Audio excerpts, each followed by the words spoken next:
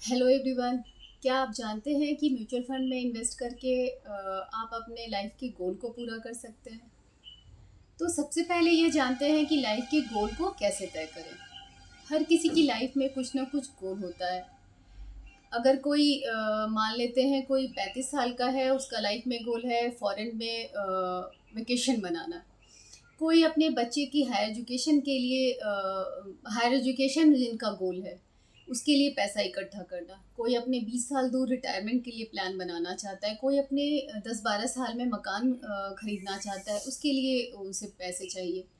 तो जो लाइफ का जो टारगेट 3 या उससे कम समय के लिए होता है उसे शॉर्ट टर्म गोल माना जाता है। और जो गोल 5 साल या उससे अधिक समय के लिए होता है उसे लॉन्ग टर्म गोल कहा जाता है। अब बात यह है कि फाइनेंस से हम अपने गोल को कैसे जोड़ सकते हैं। तो इसके लिए सबसे पहला कदम होता है लाइफ के गोल को तय करना, उसकी पहचान करना, जिसके लिए हमें पैसा इन्वेस्ट करने की ज़रूरत पड़ती है। एक बार ये तय हो जाने के बाद हमें उस टारगेट को पूरा करने के लिए उस दौर में आने वाले कॉस्ट को जानना होता है।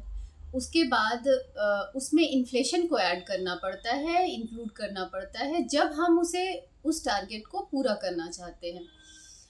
इस उस टारगेट को पूरा करने के लिए हमें जितने पैसे की ज़रूरत है उसके लिए हमें डिफरेंट एसेट क्लास की पहचान करनी होगी जिसमें हम इन्वेस्ट करके हम अपने टारगेट को अचीव कर सकते हैं। इसके लिए किसी आप फाइनेंशियल एडवाइज़र की हेल्प ले सकते हैं। उसके बाद आपको यह तय करना होगा कि आप लमसम या एसआईपी किसके थ्रू कितना पैसा आप बचा सकते हैं। तो अब बात ये आती है कि इन सब टारगेट या गोल को पूरा करने के लिए म्यूचुअल फंड कैसे हेल्प करेगा। तो म्यूचुअल फंड में डिफरेंट एसेट क्लास और समय सीमाओं के हिसाब से स्कीम होते हैं जो हमें टारगेट तक पहुंचने में हेल्प करते हैं।